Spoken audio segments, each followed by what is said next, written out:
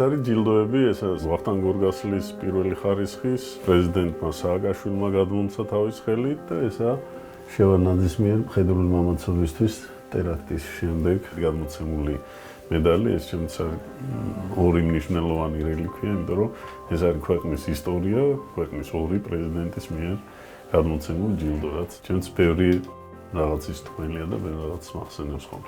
ყველაზე ესეთი სურათი, რომელიც ძალიან ბევრი რაღაცის მახსენებს, ეს არის ჩემი თანამშრომლები, ეს არის აგვისტოს ომის ყველაზე მძიმე ღამე, როცა ტანკები უნდა წამოსულიყვნენ, არ უნდა წამოსულიყვნენ. იმ საღამოს შევკრიბე, ეს არის ყველაცვლა, რაღაცნაირად შევიყვანე ერთ ოთახში და გადავუღე სურათი. რთული ღამე იყო მაშინ ძალიან.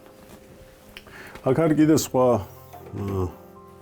სურათები, რა თქმა უნდა, უმეტესობაში მიხეილ სააკაშვილია. საღამო მშვიდობის დღეს თავგადასავალი თემურ ჯანაშია სტუმრობს ადამიანს, რომელიც საქართველოს უახლესი ისტორიის მნიშვნელოვანი მოვლენების ეპიცენტრში იყო, საქართველოს პირველი პირების გვერდით ძალიან მნიშვნელოვან პოზიციას იკავებდა. ჩემთვის რომ არ აღვნიშნო, არ შემიძლია, ჩემთვის თემურ ჯანაშია არის ერთგულების მაგალითი, თუმცა სამწუხაროდ ჩვენს ქვეყანაში ერთგულება ბოლო წლების განმავლობაში დიდად არ ფასობს. თემო, ძალიან დიდი მადლობა პირველ რიგში, რომ დამთანხმდი მსგავსი ტიპის ინტერვიუზე. ვიცი, რომ მოსაყოლი ძალიან ბევრი გაქვს, არსებობს ბევრი კულუარული ამბავი, რომელზეც არ საუბრობ ხოლმე, მაგრამ იმეც ვიტოვებ, რომ თავგადასავალის მაყურებელი ცოტა სხვა კუთხით გაიცნობს დღეს თემურ ჯანაშიას. მადლობა პირველ რიგში, რომ დაინტერესდით. რა ვიცი, მართლა მომიწია ისე, რომ პირველი რიგებიდან უყურებდი ბევრ მნიშვნელოვან ფაქტებს, რაც ბოლო წლების განმავლობაში მოხდა ქვეყანაში. რა თქმა უნდა, ყველაფერზე საუბარი არ შეიძლება, ვიცი. ვერც ვილაპარაკო, იმიტომ რომ არ მახსოვს ხოლმე ძირითადად, თუმცა ისიც არის, რომ მათ ვუყურებ ხოლმე, რომ სიჩუმისთვის ვიღებდი ყოველთვის ხელფასს, ამიტომ შეიძლება მიჩვეული არც ვარ ბევრი რაღაც მოყოლაში. თემო, აი ვიდრე ამ ბოლო დროის მოვლენებზე ვისაუბრებთ, მათ შორის იმ აბსურდულ 11 წლიან სასამართლო პროცესზე, მინდა რომ საუბარი დავიწყოთ ცოტა ადრეული ასაკიდან, ბავშვობის წლებიდან. რა ინტერესები გქონდათ ბავშვობის წლებში? ვიცი, რომ ძალიან კარგი მოსწავლე იყავით და კომაროველი ხართ და სკოლაც და ინსტიტუტით წარჩინებით დაამთავრეთ. აი იმ პერიოდიდან დავიწყოთ. 69 წელს დავიბადე, მშობლები, მამა ინჟინერი, სრულუფლებების საწარმოებში მუშაობდა, ზოგადად ჩემი წინაპრები ყველა ტყავის ტექნოლოგები იყვნენ, მამაჩემიც ასევე იყო ხარისხიც ჰქონდა სამეცნიერო, მთელი ცხოვრება დირექტორად მუშაობდა სრულუფლებების საწარმოებში, იყო ძალიან სამაგალითო ადამიანი ჩემთვის, ბევრი გააკეთა, მათ შორის, თუნდაც ტყავის ტექნოლოგიის წიგნი მამაჩემი შექმნილია და ბევრი, ძალიან ბევრი, ისევე როგორც ბაბუაჩემმა თავის დროზე, როცა მარტვილიდან გადმოსახლდა ქუთაისში და დააარსა ამიერკავკასიაში პირველი საწარმო ტყავის, რომელიც მერე კომუნისტებს გადაცა და ამაში 26 მანეთი ჯილდოც დაიმსახურა ერთ სიტყვით და სიცოცხლის ბოლომდე თავის ქარხანაში მუშად მუშაობდა. დედა იყო პედაგოგი, რაჭველი, ინგლისური სპეციალისტი, საინტერესო ისტორია ჰქონდა მას იმითი, რომ 8 წლიდან ის სცენაზე იყო, უნის სახალხო თეატრში მაშინ ხელმძღვანელობდა გიგა ჯაფარიძე და იმისი რაღაცა საყვარელი ახსაზდელი იყო, არ ვიცი. ძალიან ბევრი როლები აქვს ნათამაშები, საბოლოო ჯამში გათხოვდა და ამით დასრულდა ეს მისი სამსახიობო კარიერა, ხო? სამსახიობო კარიერა, მაგრამ როცა გავაბრაზებდით ხოლმე ჩვენ მრავალშვილიანი ოჯახი იყო, 3 ვიყავით და სულ ვიძახოდა ხოლმე, აი თქვენ ყურებას ისევ სცენის მტვერი მესუნთქავდა, ამაზე თვითონ ხუმრობდა, რა თქმა უნდა. ექსპერიმენტულ სკოლაში სწავლობდი, შემდეგ კომაროვის სკოლაში გავაგრძელე სწავლა და უფრიაძე დავამთავრე, ეს აღნიშნეთ. ჩავაბარე ინსტიტუტში, ტექნიკურ უნივერსიტეტში. ანუ როგორც თქვათ ბაბუა და მამა თქვენს ეს რაღაცა მიმართულება ერთიეთ თუ არა საავტომობილო გზების და აეროპორტების მშენებლობა იყო ფრიადზე დავამთავრე ინსტიტუტი წითელ დიპლომზე მიუხედავად ამისა უკვე წამოეწია ის დრო 90-იანი წლები და მართალი იყო ის ვისაც იარაღი ჰქონდა. პირველი ინსტინქტი იყო რა თქმა უნდა დაგეცვა თავის საკუთარი თავი და ოჯახიც, იმიტომ რომ სხვაჩვენს ჩვენთან რაღაცა ერთი პერიოდი ვიღაც ყაჩაღები შემოვიდნენ სახლში და იყო შეიძლება ამანაც განაპირობა ერთ სიტყვით შეიქმნა მაშინ ამ ფაქტმა იქონია გავლენა იმაზე რომ მე უკვე ძალოვანი შეიძლება იქონია მაგრამ აქაც ძალოვნებშიც ალბათ არჩევანი უნდა გამეკეთებია რაღაცა გული არ მიმიწევდა რაღაცა პოლიციაში თქვათ ან რაღაცა სხვა დაჯგუფებებიც იყო რა თქმა უნდა და რატომღაც ამ პერიოდში შეიქმნა სახელმწიფოდაც სპეციალური სამსახური ჩავირიცხე იქ ფაქტიურად მე-20 ვიყავი 20 ნომერი იყო ჩემი საბუთი დავიწყე მუშაობა მაშინ ახალი შექმნილი სამსახური იყო სულ რაღაცა ახლიდან იქნებოდა ჩემთვის საინტერესო იყო ის რომ ფაქტიურად პირველ პირებთან რაღაცა სიახლესაც იგებდი და რაღაცა ესეთ ქვეყნისთვის ძალიან მნიშვნელოვან საქმეს აკეთებდი. აი მოდით გავიხსენოთ აი შევარდნაძესთან ურთიერთობა ძალიან საპასუხისმგებლო მისია იყო ხო იმ პერიოდში თან მართლა საშინელი დრო იყო იმ პერიოდში პირველი პირის დაცვა. აი თქვენი პირველი შეხვედრა რო გაიხსენოთ შევარდნაძესთან და ზოგადად როგორი დამოკიდებულება ქონდა თქვენს მიმართ? სულ პირველად შევარდნაძეს შევხვდი ახ გეტყვით. ფრიადოსნები წაგვიყვანეს იმელის შენობაში ინსტიტუტიდან და პრეზიდენტთან იყო შეხვედრა. არ მახსოვს ახლა კონკრეტულად რატო იყო ეს და პირველად ესე პირისპირ მაშინ ნახე შევარდნაძე, ეს იყო იმელის შენობის პარლამენტის დარბაზი. სხვაჩვენს კიტოვანის ადგილას მომიწია, думаю, ყველა სკამს თავისი სახელი და გვარი ეწერა და რაღაც ესე შემოვიდა შევარდნაძე ძალიან საინტერესო იყო ჩემთვის ეს იყო პირველი შემდეგ უკვე მუშაობის პერიოდში ჩვენ პირად დაცვის სამმართველოში ვიყავით თვითონ დაცვის უფროსი ოფიცერი მიწევდა სხვადასხვა ვთქვათ ვიზიტებში მყოფი დასწავლი პირების დაცვა მომიწია სხვაჩვენს ამ ხნის განმავლობაში რამოდენიმე პრემიერის სახელმწიფო მინისტრის ამერიკის ელჩის სხვათა შორის მაგრამ გარდა ამისა მე სანამ პრეზიდენტ შევარდნაძესთან პირადში გადავიდოდი ეს 2000 წელს მოხდა მანამდე ჩვენ რა თქმა უნდა უზრუნველყოფდით პრეზიდენტ შევარდნაძის დაცვით უზრუნველყოფის განწესში ვიღებდით მონაწილეობას მათ შორის მის გადაადგილების დროს და ერთ-ერთ გადაადგილების დროს 95 წელს ცნობილია ეს იმელის ტერაქტის დროს მაშინ მომიწია ამესკორტის წინა მანქანაში ყოფნა ის შემდეგაც რაღაც პერიოდის შემდეგ თავისი ხელით ესე ვთქვათ დამაჯილდოვა ბატონმა პრეზიდენტმა მედლით ფედერალური მამაცობისთვის და უკვე 2000 წლის შემდეგ უკვე ცვლის უფროსად გადამიყვანეს ეს განყოფილების უფროსის თანამდებობა იყო პირად დაცვაში და ფაქტიურად რაღაც პერიოდის განმავლობაში სამდღეში ერთხელ მიწევდა საკმაოდ საპასუხისმგებლო თანამდებობა იყო მით უმეტეს თუნდაც აი ღამის განმავლობაში მაშინ როცა ხელმძღვანელობა თქვათ სამმართველოს უფროსი ან ზემოთ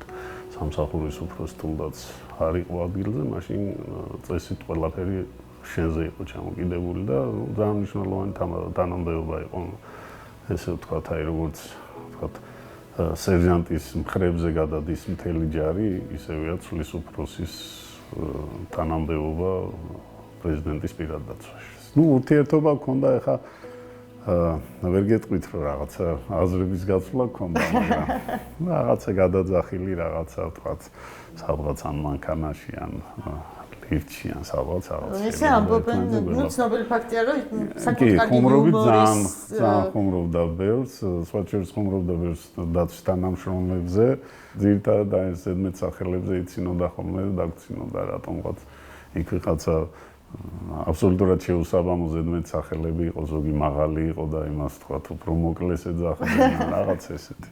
ესე ყურმოკვირით მაქვს მოსმენილი, ამბობდნენ რომ საკმაოდ ჯიუტიც იყო. რაღაცა იყო შემთხვევები მისი პრეზიდენტობის პერიოდში, რომ აი არ ემორჩილებოდა დაცვას. შეეძლო ისეთი გადაწყვეტილების მიღება, რომ თქვათ რაღაცა საფრთხის ქვეშ აღმოჩენილიყო. თუ გახსენდებათ ესეთი ისტორია და მაგ დროს აი თქვენი პასუხისმგებლობა ხო ძალიან დიდია, ხო? დაცვის სამსახურის. ჩვენ ახლა სხვანაირად ვუყურებთ საერთოდ პრეზიდენტებს, შევხედოთ ესე, რომ პრეზიდენტები არიან რჩეული, არის ქვეყნის უმრავლესობის მიერ არჩეული და არც ერთ შემთხვევაში ხალხის რჩეული არ შეიძლება იყოს, ვთქვათ, შიშარა, არ შეიძლება იყოს რაღაცა უარყოფითი ენერგეტიკის მატარებელი ან რაღაცა ესეთი ადამიანი, ხო? ახლა მოცემულ შემთხვევაშიც არც სვიად გამსახურდი არ ყოფილა შიშარა, არც ედუარდ შევარდნაძე არ ყოფილა შიშარა, რა თქმა უნდა, არც მიხეილ სააკაშვილი არ ყოფილა შიშარა. მე ედუარდ შევარდნაძის აი ეს ხასიათი ყველაზე შთამბეჭდავად რაც დავინახე ის იყო, როცა აფეთქებული მანქანიდან ვერ გადმოყავდა, იმიტომ რომ მანქანას რაღაც დეფორმაცია ჰქონდა, სამხარეს ცეცხლი ალში იყო გახვეული და მეორე მხარეს ის კარები ისეთი ძარა იყო მოღუნული ისე რომ არ იღებოდა და ნუ როგორღაც მოახერხეთ მე თვითონ წყოლმა მოახერხა შიგნიდან რაღაცა კარები გამოიყო, რომ გამოიყვანეთ ეს ადამიანი არ იყო შეშინებული. მიუხედავად იმისა, რომ სადღაც 5 მეტრში იყო აფეთქებული ამხელა სამხედრო დიდი ესეთი ჭურვი იყო ხო თუ რაღაც ეს იყო ქვეითსაწინააღმდეგო ასე ვთქვათ მიმართული მოქმედების მინა, რომელიც ფაქტიურად 15-ში აუფეთქდა და მართლა რაღაცა იღვალზე გადარჩა უდნავ მანქანა წინ იყო და რო გადმოვიდა იმის თვალებში არ იკითხებოდა რაღაცა შიში არ იკითხებოდა რაღაცა ის რომ უკან დახევა რაღაცა საპირე და მიუხედავად იმისა რომ აშკარად კანტუზია ჰქონდა აშკარად მარცხენა ფეხს ცუდად ამოძრავებდა და საკმაოდ დაზიანებული იყო, მაგრამ ესეთი გადიდებული, ესეთი გაბრაზებული გადმოვიდა მანქანიდან ერთ სიტყვით. ძალიან უნდა აქციონ საქართველოს ტერორისტულ ქვეყანად. და მაფიები გაბატონდნენ, მაფიებმა მართონ ქვეყანად. ვერ მიიღებენ ამას.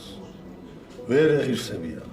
და ნუ ეს ხასიათი იყო, რა თქმა უნდა, ის რომ ამ ხნის განმავლობაში მოახერხა ხელისუფლებაში ყოფნა. მაგრამ მაშინ ესეთ რაღაცას ამბობდნენ, რომ ზოგადად ხო ესეთი ის არსებობს, რომ აი კენედიც კი მოკლეს ხო და დაცვამ ვერ უშველა. თუმცა აი შევარდნაძის ტერაქტის შემდეგ ხალხში ასე ლაპარაკობდნენ, რომ აი პრეზიდენტ შევარდნაძის პირადი დაცვა იყო რაღაცა განსაკუთრებულად კარგად გაწვნილი, რომ არ დაიბნენ, რომ ყველაფერი გააკეთეს იმისთვის, რომ მათი დასაცავი პირი გადაერჩინათ. აი მაგ დროს რა ხდება?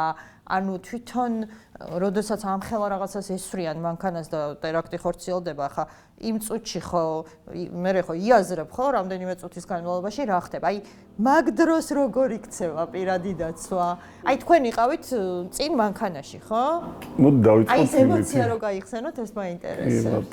ნუ დავიწყოთ იმითი, რომ ჩვენ უკვე სამსახურში რო დავიწყეთ მუშაობა, იმ დროს უკვე სახელმწიფო დეპარტამენტის მიერ ხდებოდა უკვე ტრენერების გამოგზავნა საქართველოში და ჩვენ გავდივდით ამერიკულ კურსს. მაშინ იყო ესეთი ერთ-ერთი კურსის ხელმძღვანელი ჩვენთან, ესეთი მაიკლ მასტროვიტო იყო ესეთი იტალიელი ესეთი რაღაცა გამოწყებილი დაცვის თანამშრომელი ყოფილი, რომელიც ხოჭერს კენედის ოპერატიულ სამსახურში იყო დაცვის და შემდეგ გამოძიებაშიც იღებდა მონაწილეობას. და იმის მეთაურობით იყო სულ თავიდან ჩვენი პირველი გაწვრთნა, ამას დაემატა ის, რომ აი თუნდაც შავნაბადას ომეგას ქვედანაყოფის გაწვრთნა, რომელიც ისევ და ისევ შევარდნაძის ზოგადად ანტიტერორისტული საქმიანობისთვის იყო შექმნილი. ამას ძალიან დიდ მნიშვნელობას აქცევდნენ ჩვენი დასავლელი მეგობრები და ეს დახმარებები სულ იყო თქვათ ინგლისელების კურსი, ინგლისელებიც იყვნენ ჩამოსულები, ებრაელებიც იყვნენ, კვალიფიკაციას ვიმაღლებდით, სწავლობდით ამ ყველაფერს. ხა რაც შეეხება თვითონ ტერაქტის დროს, რა თქმა უნდა, ხა თუმცა ბევრჯერ გაქვს ესეთ სიტუაციის სიმულაციები გაკეთებული, რა თქმა უნდა, გიადვილდება უფრო მოქმედება, ვერ გეტყვი მაშინ რას ფიქრობდნენ, ერთადერთი მე მომიწია შევარდნაძის მანქანამდე სადღაც ალბათ ერთი, თქვა 15 მეტრა, ხო? სანამ მივიდოდი მანქანასთან, აფეთქება საკმაოდ დიდი იყო, თვითონ ჩემთან მანქანაშიც დაზიანდა ხალხი, მანქანიდან გადავარდა თანამშრომელი, მეც საუყურში დაახლოებით 1-2 თვე აფერი არ მესმოდა. იყო ძალიან დიდი ცეცხლი, ეს ფოთლები არეული ხის, ეს იმილის შენობის უკან დიდი ხეები იყო. სხვაჩვენს ძალიან ბევრი მინის ნამსხვრევები, რომელიც თმაში სავსე მქონდა თავი. მაგრამ მიუხედავად ამისა,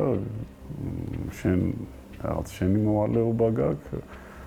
პირველ რიგში ცხონებული კახა შევარდნაძის და ჩემ მანქანაში ჩემ გვერდით ერთი იმას გავხედე ესეთ მიმიკურად როგორ ახარ თქო და აი ესე მითხრა იმიტომ რომ მას უკანა საქარე მინა მოხდა კისერში და ცოტა დაზიანებული იყო მაგრამ ისიც წამოვიდა ერთად წავედით მანქანისკენ მეორე მხრიდან გადავიდა და რა ვიცი ეს იყო ჩვენი მოვალეობა და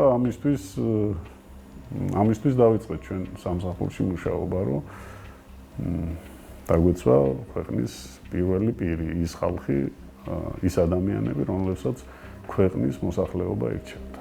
ქართველი ხალხი არის გამოსული ქუჩაში, დაწყებულია დაუმორჩილებლობა.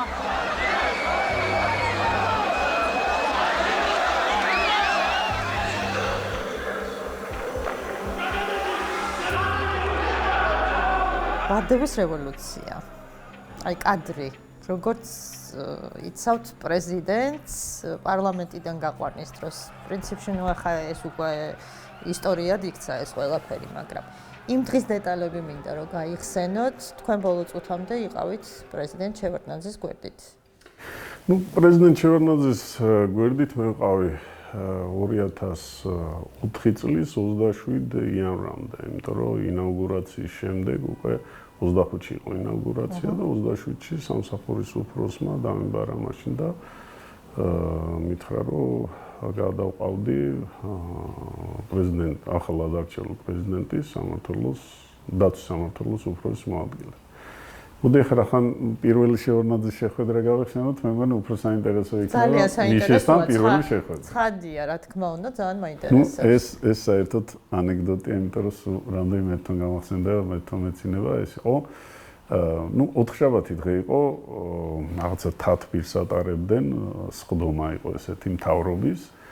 მე-12 სართულზე ატარებდა შევარდნაძე და აი იმ დღეს რომ მოგიწევდა მუშაობა ძალიან მოსაწყენი იყო, იმიტომ რომ გიწევდა აქეთ სხდომათ დარბაზის შემდეგ დარბაზში ყოფნა, აფერი არ ხდებოდა და სადღაც ხდილას რომ დაიწყებდნენ 11 საათამდე, 5-მდე, 6-მდე ესეთი მოწყენილი იყავი. ერთადერთი საქმე რაც მქონდა მწვანე ჩაის სვავდა ხოლმე შევარდნაძე და იმას შეუცვლიდით ხოლმე 45 წუთში ერთხელ დაცვის თანამშრომელი შედიოდა და ჩაის ჭიქას გამოუცვლიდა რა და ესეთი მოწყენილი სიტუაცია იყო.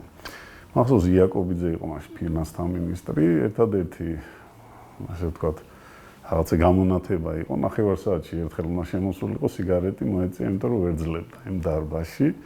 და რაღაცა თითო შემოსვლაზე რაღაც თითო ანეკდოტით დაგვასაჩუქრებდა ხოლმე, რაღაცა ცოტა მხიარულობა შემოქონდა ჩვენთან და ესეთი დღე იყო, ოთხშაბათი დღე.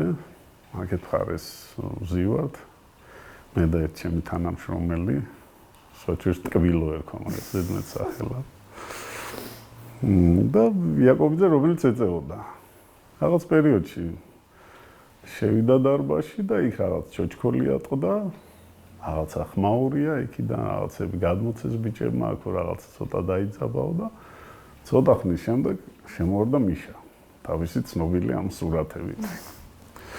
შემოვარდა, ეხლა გაკვირვებული უყურებთ, იქით-აქეთ დადის, ტელეფონზე ესაუბრებოდა ვიღაცას.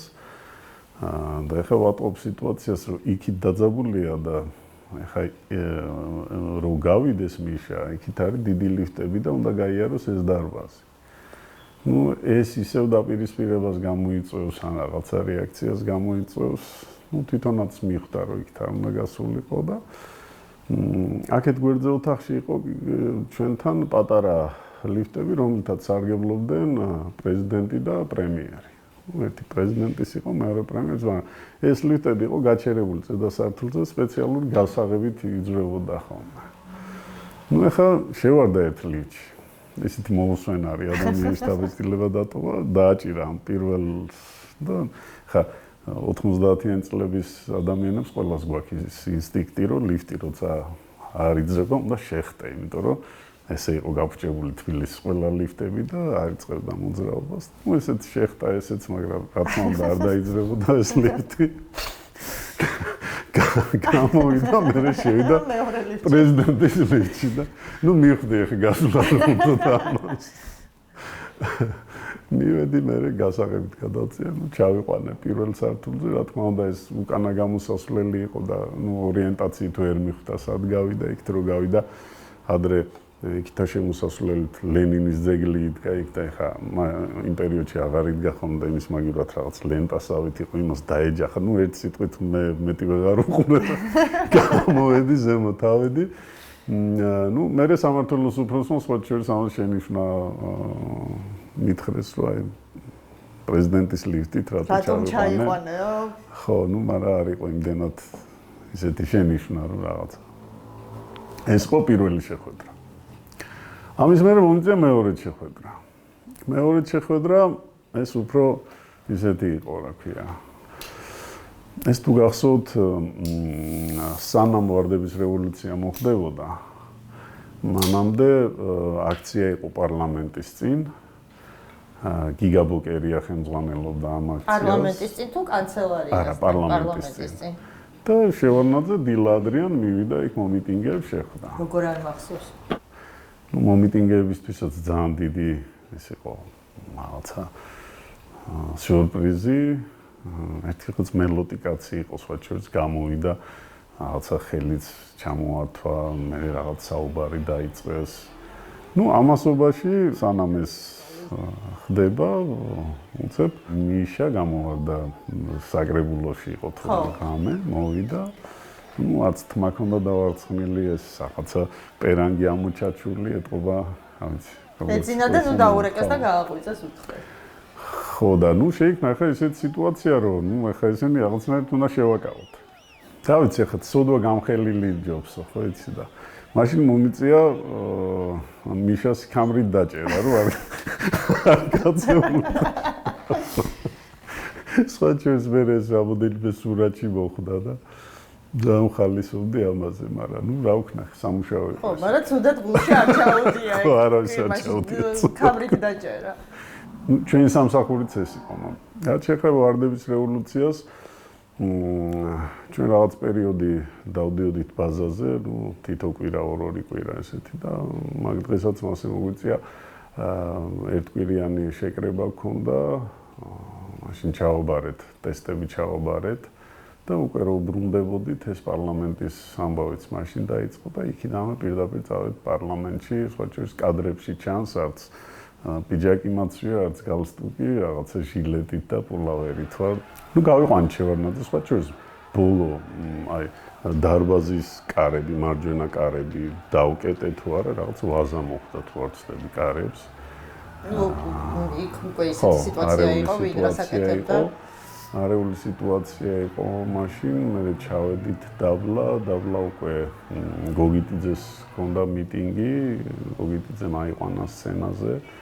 უკვე ასე ვთქვათ, სამშვიდობოს გამოსულები გოგიტიძემ მოუწოდებდა შევარდნაძეს, რომ აი ეხლა ჩვენ ბრძოლით უნდა დავიბრუნოთო პარლამენტიო მახსოვს, რაც რა ვიცი, წარმოვიდგინე პირველი სკამი რომ მომხდებოდა თავში, ისე რომ დავბრუნდებოდი, მაგრამ სხვა რა გზა გქონდა, თუ უნდა შევსულიყავით, შევიდოდით. მაგრამ ამასობაში რაღაცნაირად ესეთი პრეზიდენტის რაღაცა ესეთი ხელი რაღაცნაირად გაუშვა და კაი დავიბრუნოთო და წამოვიდა მე ავედით უკვე კრწანისის რეზიდენციაში და უკვე დაარჩენი მე იცის ყველა. წავიდა სახლში. ხო. ეგეც ძალიან საინტერესო იყო საჩურის თავისი ოთახში თქმამაღლა თქვა, არსადაც არ წავალო, გადავდგები და წავალ სახლში. ალბათ ჯობია პრეზიდენტი გადადგეს, ყველაფერი ეს დამთავრდეს მშვიდობიანად. სახლში. დღევანდელი გადმოსახედიდან უკვე პოლიტიკაში ხართ, ხო? როგორ შეაფასებდით შევარდნაძის მოღვაწეობას? როგორც პოლიტიკოსი თემოჯანაში? და არა როგორც მისი პირადი დაცვის წევრი. რაც ახლა ძალიან რთულია, ახლა მე რა მინდა იცი რომ თქვა, ჩვენი საუბარი აბსოლუტურად განსხვავდება, თქვა მე დღეს ვლაპარაკობ და ვამბობ იმას, რასაც გწონდი, როცა დაცვის თანამშრომელი ვიყავ.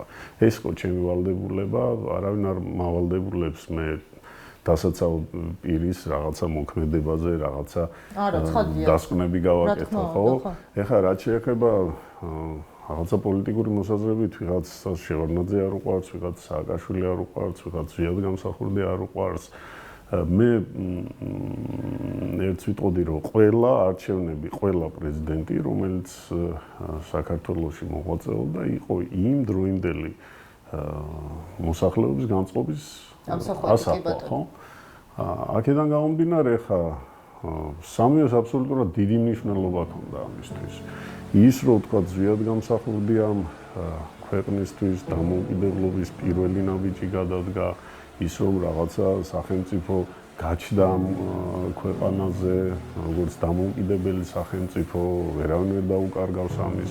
ის რომ შევარდნაძის პირველი ნაბიჯები, თუნდაც ევროპისკენ ინტეგრაცია, თუნდაც დაახლოება უფრო ევროპულ ოჯახისკენ, ამერიკისკენ, თუნდაც ის ბაქო-ჯეიხანი, თუნდაც ეს ყველაფერი რაღაცა სკილეტი შეიქმნა, ხო? და ასევე რა თქმა უნდა ვერ დაუკარგავ მიხეილ სააკაშვილის რაც არ უნდა მოხდეს ამ ქვეყანაზე, ვერ დაუკარგავ იმას, რომ ხელა ნაბიჯებითაც წავიდა ქვეყანა წინ, თუნდაც კორუფციის დაძლევის, თუნდაც რეფორმების მხრივ, გინდა ეს პოლიცია ავიღოთ, გინდა ავიცი მილიონი მიმართულებით, ხო? ამას ვერ დაუკარგავ და შესაბამისად ყველა პრეზიდენტს, რაც მე რაღაცა იმიტომ არ ვიძახი, რომ თქვა სხვა პრეზიდენტებთან არ მქონია, მე არ ვთვლი შეიძლება ჩემი პრობლემაცაა.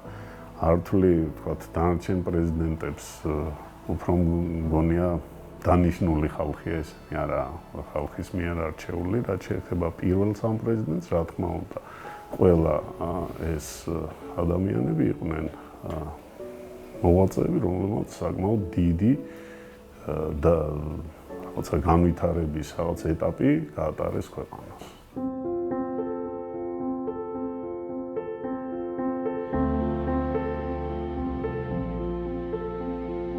მესამე პრეზიდენტი მიხეილ სააკაშვილი, რომელიც თავისი განსხვავებული ხასიათის, ტემპი, აბსოლუტურად განსხვავებული იყო შევარდნაძესთან.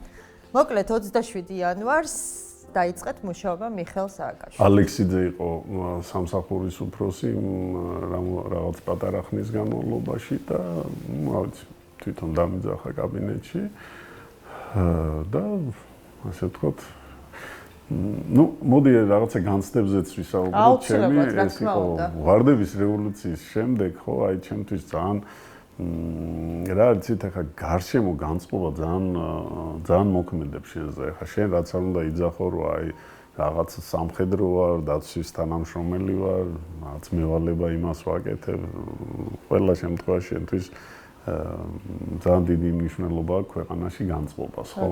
ჩემთვის ახლა მიუხედავად იმისა, რომ აბსოლუტურად არც უფლებას არ ვაძლევდი თავს, რომ რაღაცა გამეკრიტიკებია თუნდაც შევარდნაძე იმ პერიოდში, ან რაღაცა ცუც ვერ ვიტყოდი, იმიტომ რომ ეს ხო ადამიანი, ვის გამოც მე შეიძლებოდა რაღაცა შემთხვევა მომხდარიყო ისეთი, რომ უნდა იმის გადარჩენისთვის ყველაფერი გამეკეთებია. ისე ვთქვათ, როგორც ხონებული კახაშევარდენიძე იყო ჩემი უახლოესი მეგობარი, რომელიც 9 თებერვლის ტერაქტის დროს დაიღუპა, შესაბამისად ახლა აბსოლუტურად ვერაფერს უარყოფით ვერას დროს ვერ ვიტყვი და რა თქმა უნდა დღესაც ხვალაც და ვერას დროს და ვერც ვერავინ ვერ მომთხოვს რაღაცა ჩირკი მოაწყოთ თუნდაც შევარდნაძეს, თუნდაც მიხეილ სააკაშვილს. მაგრამ განცდები მაინც იყო ის, რომ აი ქვეყანაში რაღაცა რევოლუცია მოხდა, შეიცვალა რაღაცა და თლად კარგ პოზიციაში არ ახარ. ფიქრობ ან საზღვარგარეთ წახვიდე სამუშაოდ, მაინც ფიქრობ, რომ აი ვთქვათ ვიღაცა ესე ქუჩაში რომ მიდის შენი შვილი აი ეს იმის შევარდნაძის რაღაცა იქ ვიღაცამ შეიძლება მიაძახოს და ნუ ეს განცდები მქონდა რა თქმა უნდა ახლა უსაფუძვლო იყო, მაგრამ მიუხედავად ამისა მაინც გააქვს ესეთი განცდა. როცა მითხრეს რომ მიხეილ სააკაშვილთან გადაგიყვან სამუშაოდ, ნუ პირველი ალბათ ის გავიფიქრე რომ ნუ აი ოკეი რაღაც პერიოდი ვიმუშავებ და ნუ იმას მაინც აღარ იტყვიან რომ აი იქ თუ მუშაობ და იქაც მუშაობ და რაღაცა ესეთი აზრი დამებადა სხვა შორის და უარიც არ ვთქვი. ხა პრობლემა იყო ის რომ მიშასთან ერთად იყვნენ დაცვის თანამშრომლები, რომლებიც სხვადასხვა უწყებებიდან ზოგი კერძო იყო და რაღაცა ცოტა დისციპლინაც პრობლემა ჰქონდათ. რა თქმა უნდა საჭირო იყო იმათი რაღაცა ცოდნის ამაღლებაც, რაღაცა სისტემატიზაციაში მოყვანა, იმიტომ რომ აქ სხვადასხვა ტემპი იყო.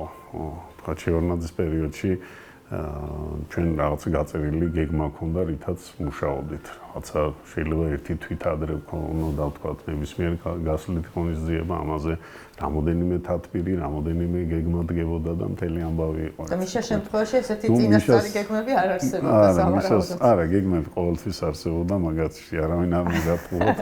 უბრალოდ მოხდა ისე, რომ გიწევდა გზაში ამ გეგმების კეთება. განწესის. ხო, ნუ ეგ ვიგულისხმე რა, წინასწარი. ანუ აბსოლუტურად ბევრი რაღაცა იყო შესაძლებელი. სტრატეგია იყო უკვე შესაძლებელი სამსახურის, რაც მნიშვნელოვანი იყო პრეზიდენტის დაცვისთვის. დავთანხმდი რა თქმა უნდა, დავიწყე მუშაობა. ნუ თითქოს ფიქრობ ცოტა ხანი და მე რაღაცა შევყევით და ესე გავედი ბოლოს სამართლო ჯამში დადარიგში იქიდან. ამასობაში უკვე გავხდი დაცვის უფროსიც, მე სამსახურის უფროსიც და ასე შემდეგ. სოფლიოს ესეთ პირველ პირებთან, სხვადასხვა ქვეყნის პირველ პირებთან შეხვედრებსაც ესწრებოდით.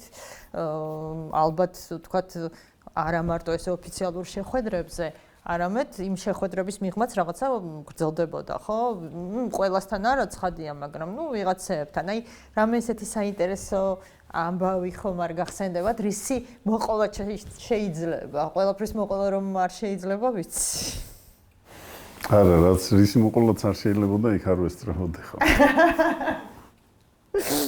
შევარდნაძისგან განსხვავებით, რა თქმა უნდა, მიხეილ სააკაშვილი იყო აი ხა დღევანდელი გადასახედიდან უკვე მეც ასაკი მომემატა და ის სხვანაირად უყურებ აბსოლუტურად ხა ადამიანი 36 წლის გახდა ქვეყნის პრეზიდენტი.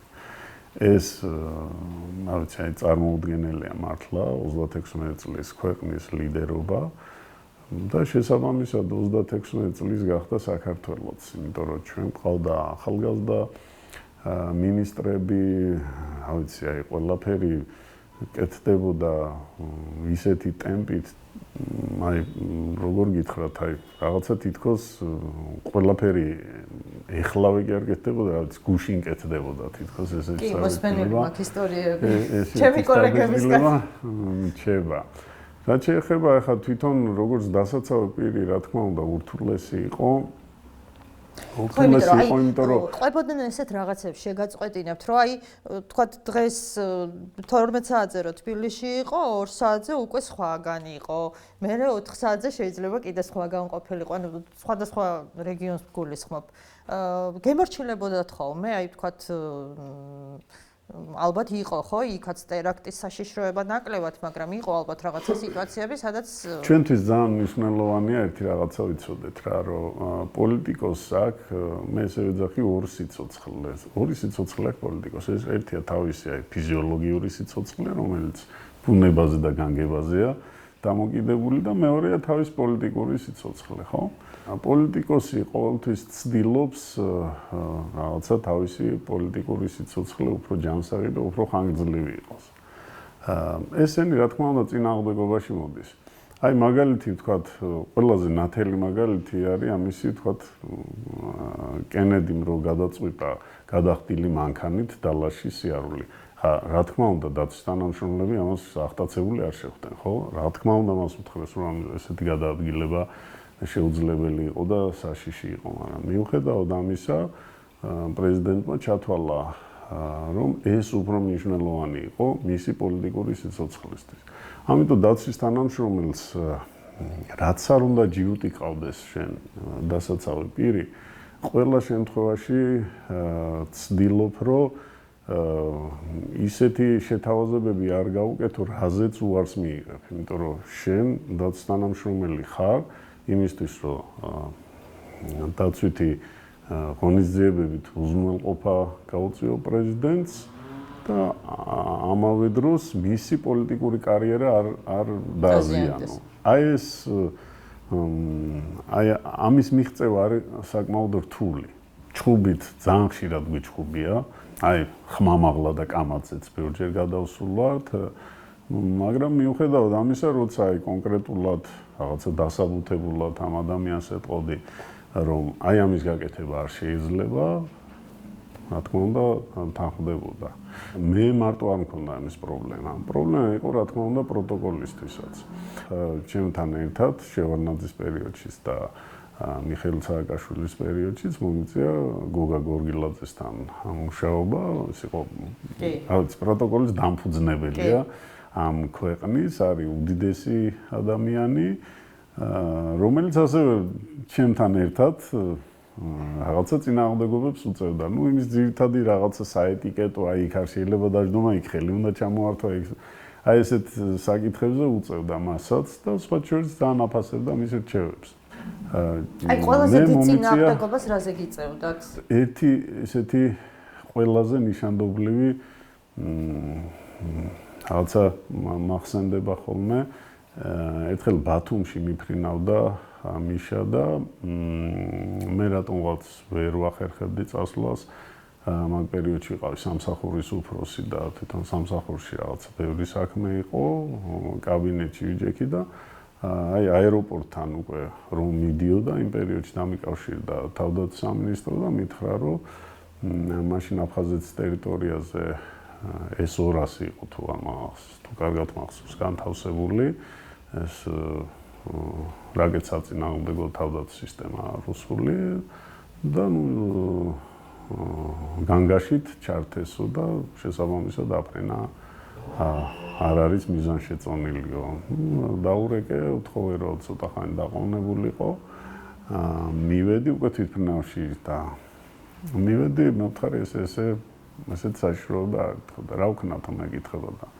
რაღაც მე ვთხარ შენ თქვენი გადასაწყვეტია თქვა. ცოტა ხანი დაფიქრდა, ეხლა რო არ გავფრინდეო, მასე ყველა თვითმფრინავში ჩერდომაზე მასე იზავენო ეგენიო. კაი რა ვქნათ თქო მაშინ ხო და არა გავფრინდებიო. ნუ კაი და ავდექი ხა მეც ბოლოში უკან დავჯექი ხა რა მექნა უკან აღარ წავედი და რო ავფრინდით რაღაცა უნდა შენ რაღაც წამოხვედი და რა ვიცი მე ვთხარი საქმე მქონდა და გადავიფიქრე იმის კეთებას თქო. სადღაც ხოჭოს მე რო გამოდიოდა სადღაც თქვა კიდეც ხმამაღლა წლების მერე გაიხსენა ეს სიტუაცია. ნუ ყველაზე რთული სიტუაცია მაგ მხრივ წავიდეთ და არ შეიძლება წასვლა, ესეთი საუბარი მქონდა რა თქმა უნდა ომის პერიოდში, როცა გვიწევდა ძალიან ახლოს წინახასთანაც მისვლა. მაშინ ნუ ძალიან რთული იყო მისი შეკავება, მოგეხსენებათ ამ 5 დღის განმავლობაში არც საჭმელი არ უჭამია და სულ რაღაც 2 საათი ეძინა.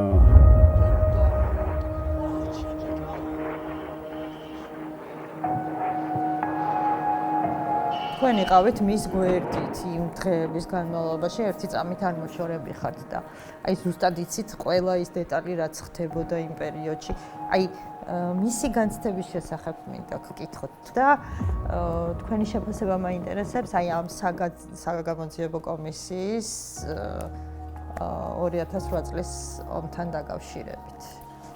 ჩვენ 2008 წლის ომამდე, ანუ უშუალოდ 8 აგვისტოს ამბებამდე გვახსოვს ხო ეს მოსახლეობის დაბომბვა, თუნდაც სანაკვევის ესკორტზე თავდასხმა, გორის ტერაქტი, წითელუბნის რაკეტის ჩამოვარდნა, ეს ყველაფერი რა თქმა უნდა გროვდებოდა და ქვეყანა ცდილობდა თავისთავად ამ ავანტიურაში არ ჩამოვლიყო და ომი თავიდან აეცილებია. თუნდაც 7 აგვისტოს მიმართვა პრეზიდენტის ეს რაც დღესაც ხო გეუბნებით მე ეს ფაქტები მახსოვს უბრალოდ აი სიღრმეებში მეწონეთ იმდენი საქმე მქონდა ჩემი რომ აი რაღაცა მაშინდელ პრესის გაცნობის და იმის არანაირი დრო არ მქონდა, მაგრამ მე უბრალოდ გეუბნებით მე თან რასაც შევეჩეხე.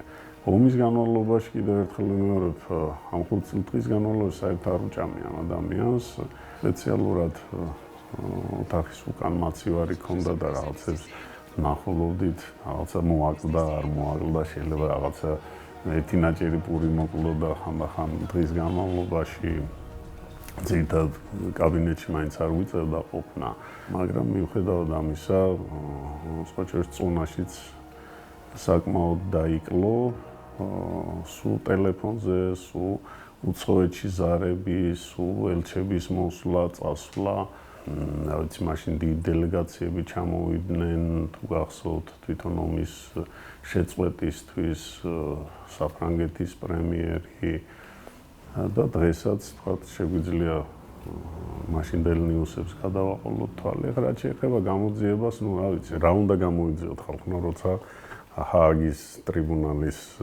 განაჩენი გვაქვს, სტრასბურგი გვაქვს, საპარლამენტო კომისია შედგა თავის დროზე, პროკურატურის მიერ მოკლეულია ეს მასალები ყველაფერი თავის დროზე. ბოლო-ბოლო ტალევინის დასკვნა, ხო?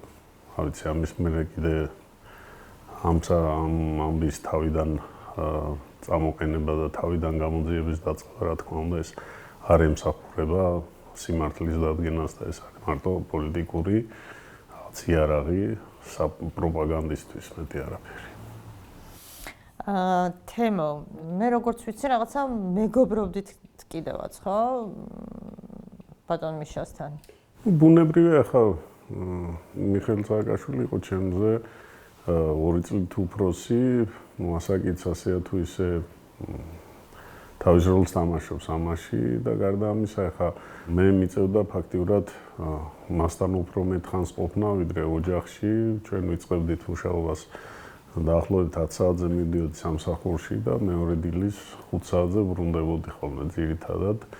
იმდენად ალბათ მძიმე სამსახური იყო, მაგრამ ჩემთვის შეიძლება მაშინ უფრო ახალგაზრდა ვიყავი და ვერ ვამჩნევდი, მაგრამ მიუხედავად ამისა, არ იყო ჩემთვის დამღლელი, ეს არ იყო რუტინა, რაც ძალიან მნიშვნელოვანი ადამიანის, იმიტომ რომ ყოველი დღე განსხვავდებოდა წინა დღისკენ.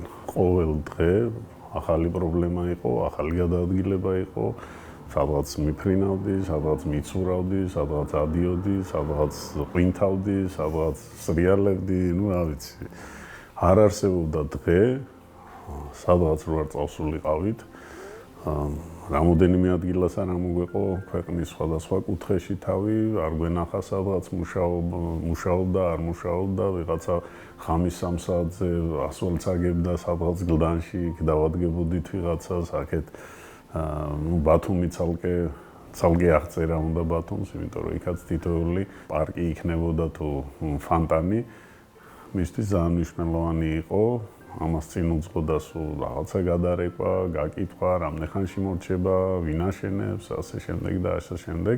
ამ სიჩქარეში გვიწევდა სხვადასხვა ფუნქციების შესრულება, თქვა, გვიწევდა რაღაცა პრესსამსახურის მოვალეობის შესრულება, პირადად მიწევდა ხანდახან ვიღაც არ უკავშირდებოდა, ვიღაცის რაღაცა პონა, თქვა, არქიტექტორი საბოლოო ჯამში გამოვიდა ისე, რომ რაღაცა თანაშემწვის მოვალეობასაც ვასრულებდი.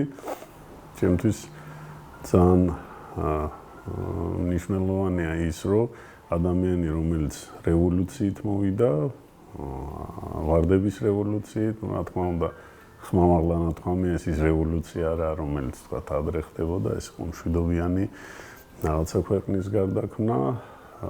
მე რომელიც მუშაობდი წინა პრეზიდენტთან, რაღაცნაირად მენდოდა, მე ვთვლი, რომ ეს არის ყველაზე დიდად დასაფასებელი და ფასეული,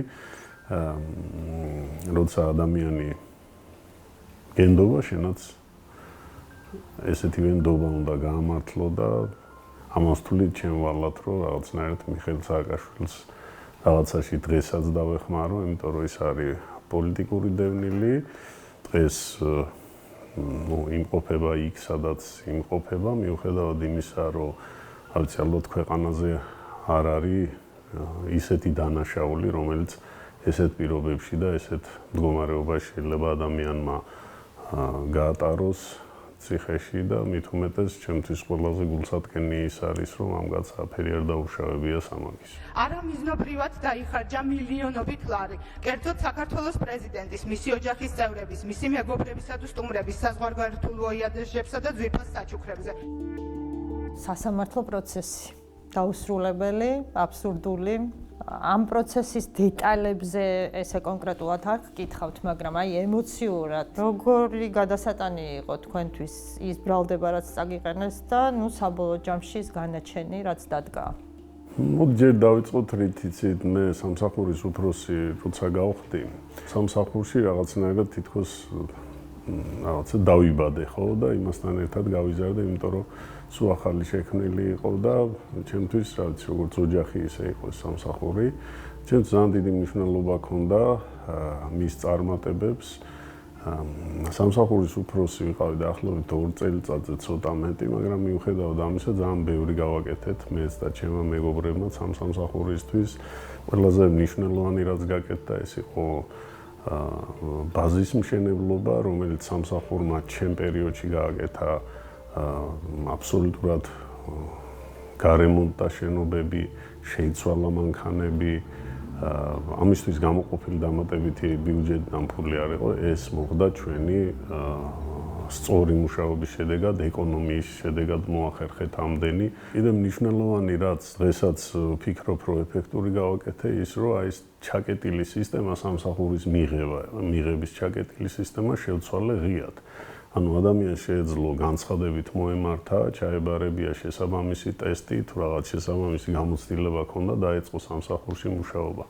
მანამდე იყო რაღაცა ეს უშიშროების დროინდელი მიღების წესი, ვიღაც რეკომენდატორი უნდა ყოფილიყო, ვიღაცა ის უნდა ყოფილიყო და შედეგს ვიღებდით რას, რომ ვთქვათ, ერთი სამსახურის მაღალ თანამდებობაზე სიტყვაზე რას ვერჩი ახლა ხაშურლებს, მაგრამ თქვა თუ ხაშურელი იყო ხაშურლები იყვნენ ბევრი, თქვა თუ კასპელი იყო, იმ ქვედანაყოფში კასპელი იყვნენ და ასე შემდეგ და ასე შემდეგ. ეხლა ეს ლოგიკურიც იყო, იმიტომ რომ სხვა მიღების წესი არ არსებობდა სამსახურებში და შესაბამისად თვითონ ხელმძღვანელები რაღაცნაირად ეძებდნენ იმ ადამიანებს, ვინც თქვათ, ვისაც რეკომენდაციას თვითონ გაუწევდნენ.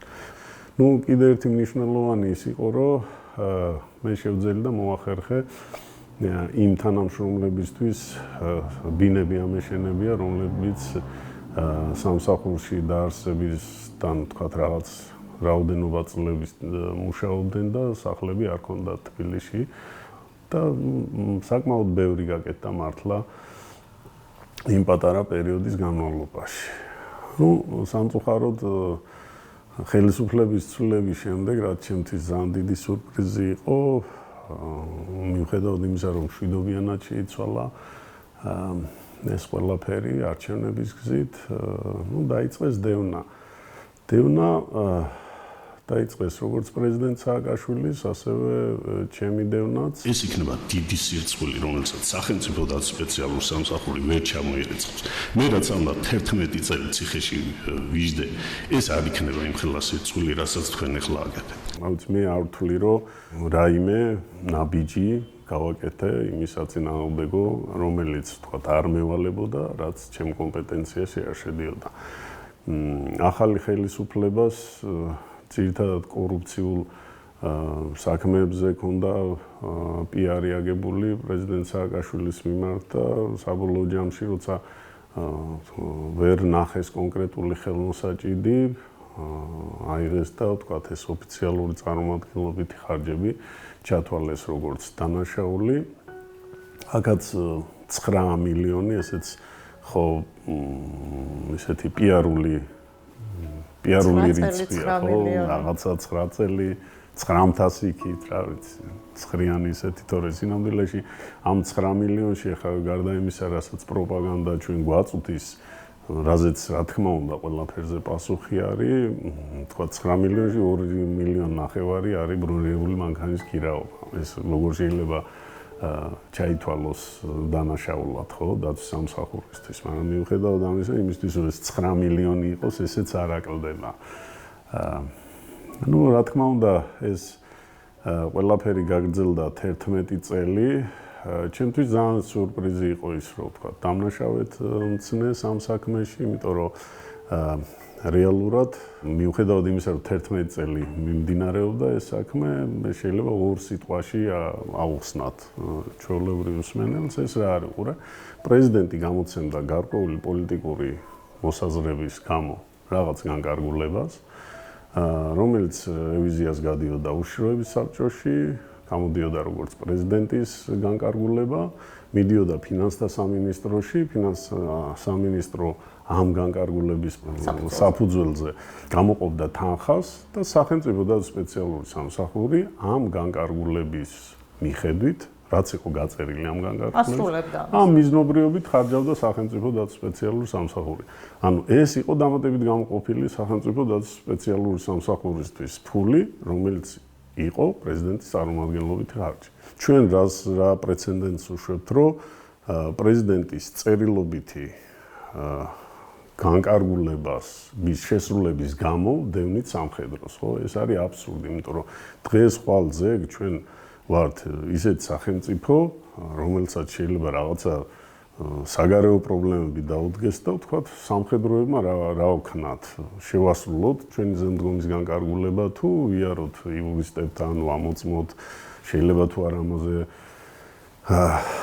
სისხლის სამართლის საქმე აღძრან და ეხლა გამოვიდა უკვე განაჩენი რაც აბსოლუტურად რა ვიცი მე ვთვლი რომ ჩემ ნაწილში განსაკუთრებულად დაუსაბუთებელია ესე იგი პრეზიდენტის მიერ ოფიციალურად გამოცემულ განკარგულებას სასამართლო თვლის ფორმალურ საფუძველს ეძახის ამ განკარგულებას თან ფინანსთა სამინისტრო რომ გამოყოფდა იმაზე ეძახის რომ ფინანსთა სამინისტროს არ ქონდა ვალდებულება სამართლებრივი რევიზია ჩაეტარებია ამ განკარგულებისთვის, რა ვიცი, ფინანსთა სამინისტროს თუ არ ქონდა, მე რატომ მქონდა თქვა ამის რევიზიის უფლება, ან თუნდაც რომ მქონოდა, სად უნდა რაღაცა გამესაჩივრებია, თუნდაც არ მომწონებოდა, ხო, მაგრამ მიუხედავად ამისა, რა თქმა უნდა, ეს განკარგულებები ემსახურებოდა პრეზიდენტის დაცვითი ღონისძიებების ამაღლებას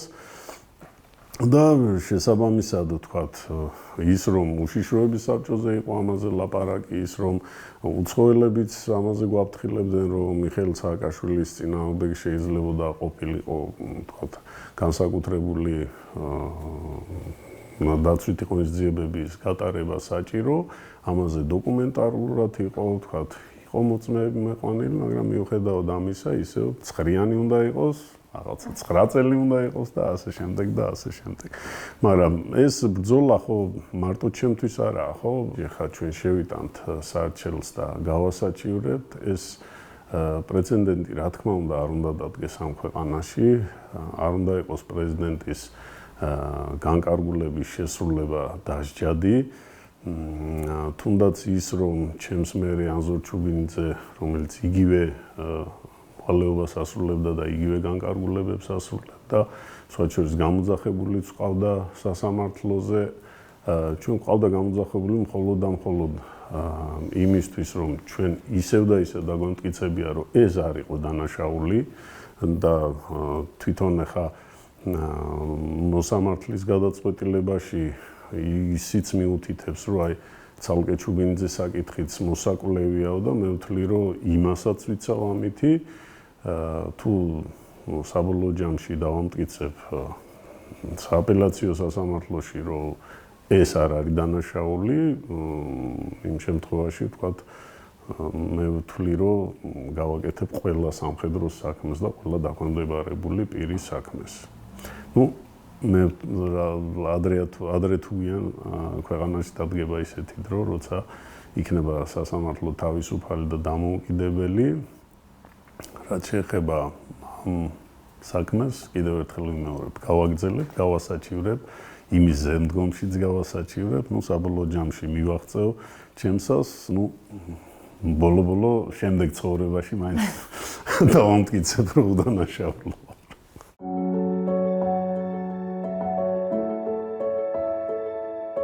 თემა ფაქტიურად მთელი ცხოვრება გაატარეთ ქვეყნის სამსახურში, აი 24 საათიან რეჟიმში გიწევდათ მუშაობა. შეძელით რომ ყოფილიყავით აი ესეთი ყურადღებიანი მამა თქვენი შვილებისთვის?